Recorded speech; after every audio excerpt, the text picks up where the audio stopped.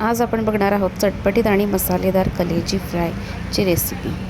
So कढईत थोडंसं तेल गरम करून त्यात कांदा चांगला परतून घ्यायचा आहे। ब्राऊन होईपर्यंत कांदा परतल्यानंतर त्यात हळद, हिंग, धनेपूड, कांदा लसूण मसाला आणि थोडासा मी सुहानाचा चिकन मसाला घातलेला आहे चवीसाठी।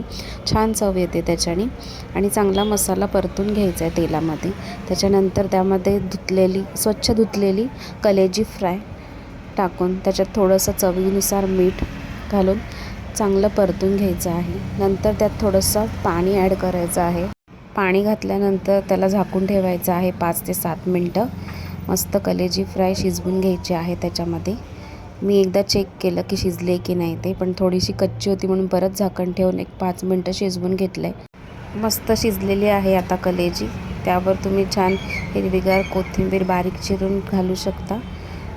आता तुम्ही पाहतच असाल मस्त झणझणीत मसालेदार कलेजी फ्राय रेडी आहे। अशाच रेसिपीसाठी माझ्या चॅनलला सबस्क्राईब करा, लाईक करा आणि शेअर करा।